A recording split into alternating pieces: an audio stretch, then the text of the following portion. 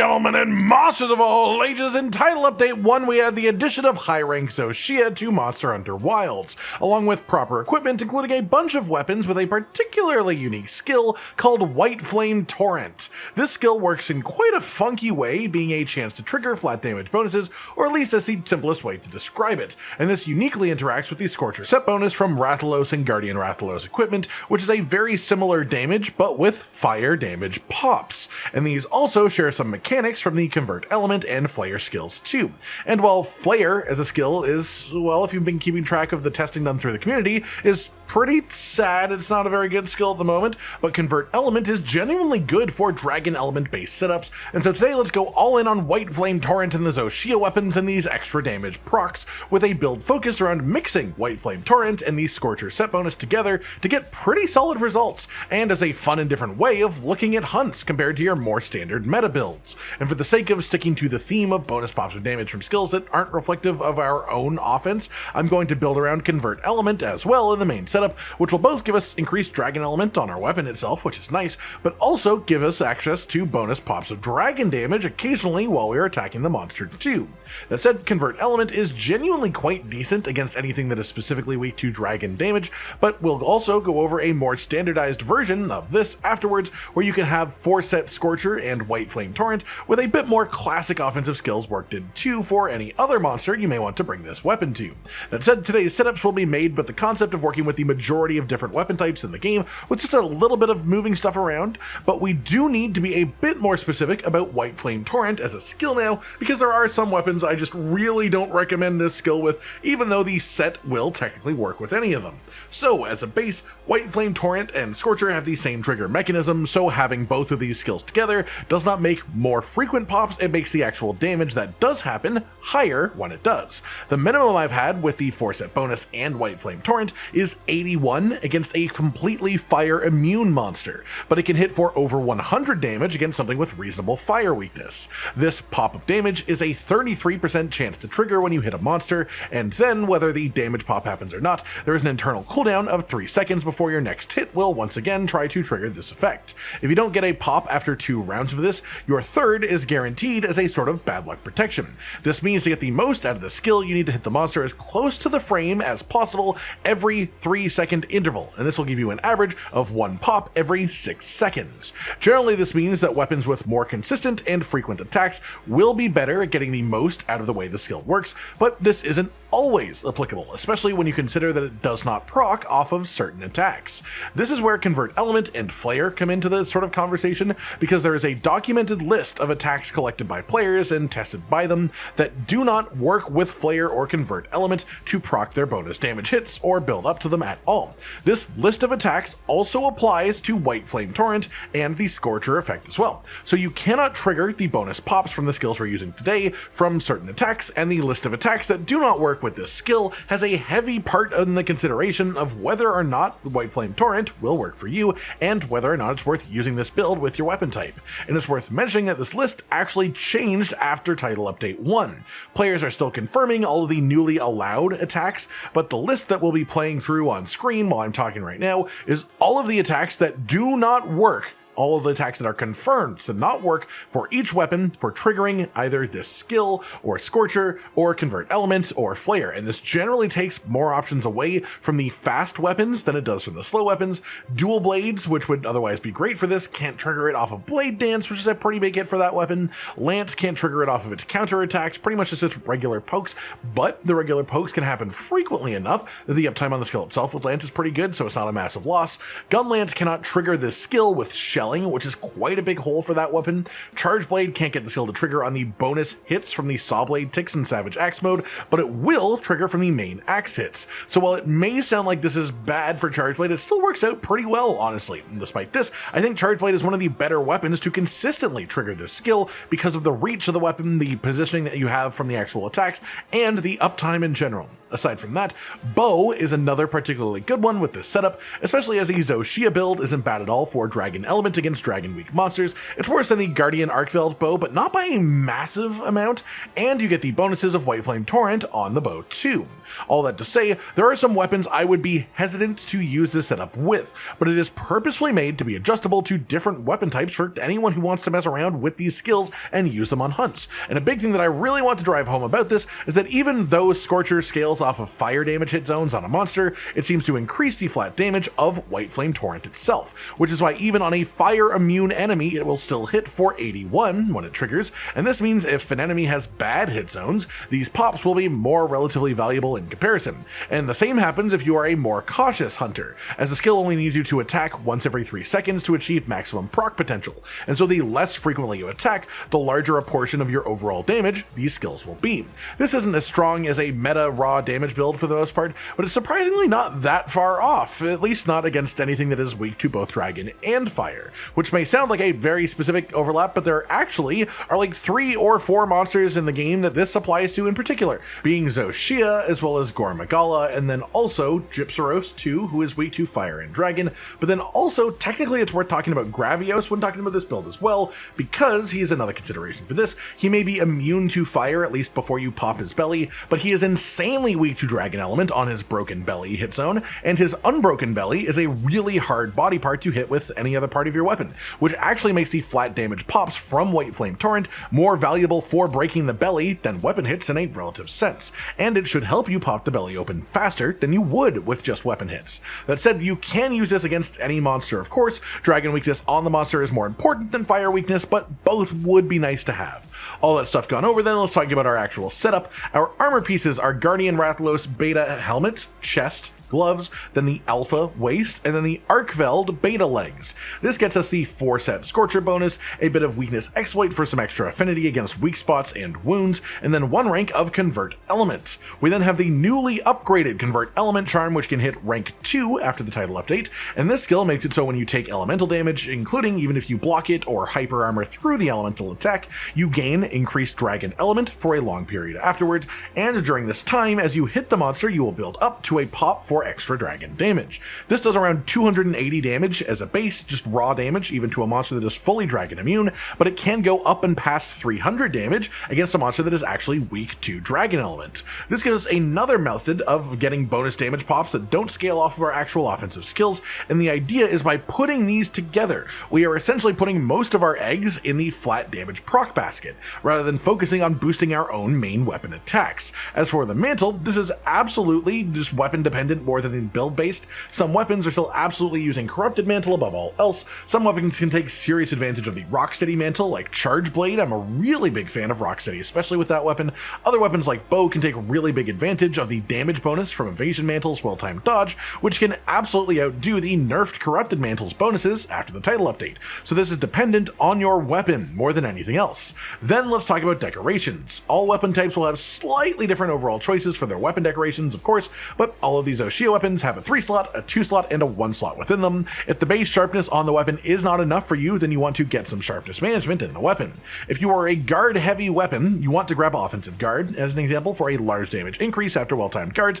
but of course if you have any weapon specific skills that make your weapon type reach the functionality that you want it to have, you should use them here. Aside from that, if those things are covered, your general focus will be critical boost on weapons that work with the maximum might skill, or critical eye otherwise. And with the convert element version of this at least, in a fight like Shia, who is extremely dragon element weak, you might even consider using some dragon attack in your slots instead of either of those skills. For armor decorations then, we've got this somewhat modular to let you choose based on your weapon type. If you play a weapon that can actively keep counter-strike up without just being hit by the monster to do so a weapon that has offset attacks, it has hyper armor in some attacks, or for shorter fights if you're a weapon using rocksteady mantle, you want to just get 3 counter-strike jewels for 3 ranks of counter-strike, which is 25 bonus raw attack for 45 seconds after the effect is triggered. If you do not have an attack in your weapon's moveset that can activate counter-strike manually, then you instead want 3 mighty jewels for 3 maximum might. This is just 30% bonus affinity when you have maximum stamina, and when you maintain it there,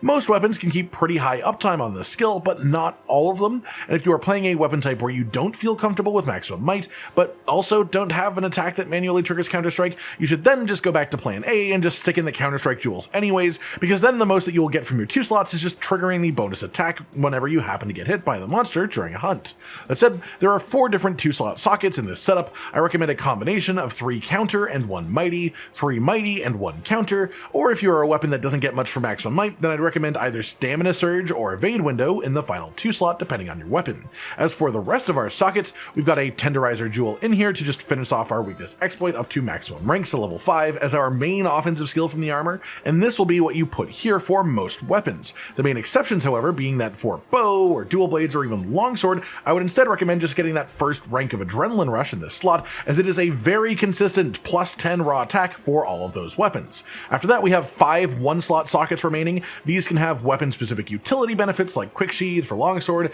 or constitution or marathon runner for the high stamina usage weapons. Otherwise, I recommend going for some extra layers of defense, with my personal priority being 3 ranks of divine blessing from the protection jewels for a chance to lower any incoming damage, and 2 medicine jewels for the recovery upskill, which increases any sources of healing in the game, especially as this can stack with the medic meal food skill to be the equivalent of 3 ranks of the recovery upskill if you eat for that as well. The full list of skills using sword and shield then at least is 3 offensive guard, 3 razor sharp, 1 handicraft, Whiteflame Torrent, 5 weakness exploit, 3 maximum might, 3 convert element, 3 divine blessing, 2 recovery up, 1 counter strike, 1 quick sheath, 1 windproof, and 1 intimidator, as well as a Scorcher 4 set bonus to increase the damage of our Whiteflame Torrent pops, and the Ward of Wyvria group bonus, which gives us damage reduction on the Runes of Wyvria map. All that covered, then let's do a little bit of math. These numbers will change based on which weapon type you use and which decorations end up slotted into it,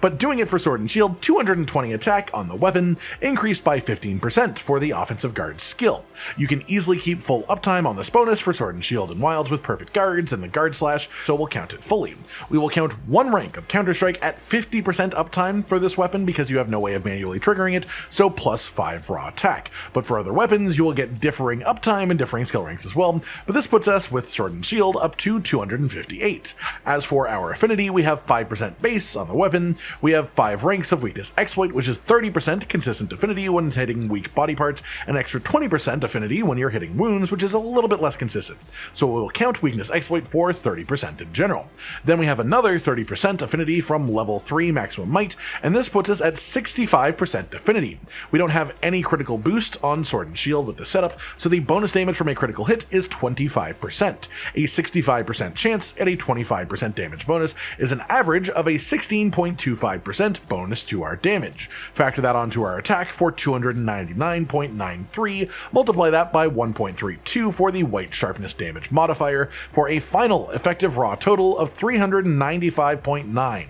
This is somewhere around 20% lower effective raw than a meta damage set is, but that said, when you're at the point of going full in on 4-set Scorcher and Whiteflame Torrent and Convert Element, you're banking on more than 20% of your overall damage being from these damage pops that are unaffected by your skills anyways, and you're hoping that it will even it out. As well, it's worth mentioning that the specific set was to lean fully into the theme of this concept by also using Convert Element for Dragon Week monsters, but there's also a slightly less all-in version of this that is generally just pretty solid, so let's go over that too relatively quickly. This one uses 4 pieces of Beta Guardian Rathalos armor with the Shia Beta chest piece on top. We then swap in the Weakness Exploit Charm, and then for decorations, we have 6 level 2 sockets within this setup, so we can go for full Counter-Strike and full maximum might for any weapon that can use both of these skills together properly. If you can't use one of the two, you'd instead want to swap the Waste to the Alpha version of the Waste for an extra rank of Weakness Exploit like we had in the other set, and then you could swap the Talisman over to the Agitator Talisman instead, so that we don't overcap on Weakness Exploit, and this would have you end up with 4 Agitator and 4 Weakness Exploit within our specific current setup.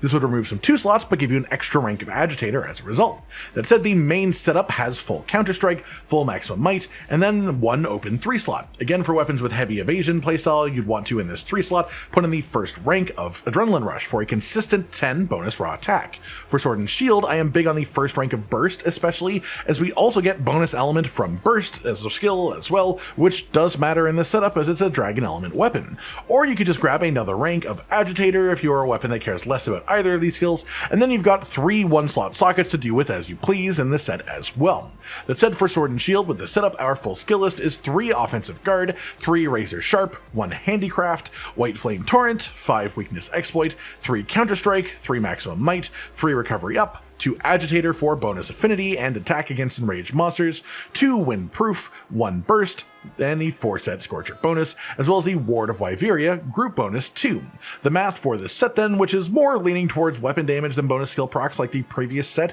is 220 attack base on the weapon, increased by 15% for offensive guard, which applies before flat attack bonuses, 12.5 for 3 counterstrike, presumed to be 50% uptime because we only activate it by being hit on sword and shield. Then you get 8 attack from agitator when the monster is enraged. We're assuming 70% of the hunt will have the monster be enraged, so for averaged out values, we are counting this as an extra 5.6 attack. Then for burst, especially with sword and shield, we can easily have high uptime on the full level 1 bonus, which is 8 raw attack for the weapon, and an attack value overall of 279.1. For affinity, we have 5% base on the weapon, we've got the 30% consistent affinity of weakness exploit, we have 30% affinity from maximum might, and then agitator level 2 gives up to 5% affinity against an enraged monster. We count this as 70% uptime, so that's an average of 3.5% affinity for a total average affinity of 68.5%. Again, we don't have crit boost with sword and shield in this setup, so the damage bonus of 25% from crits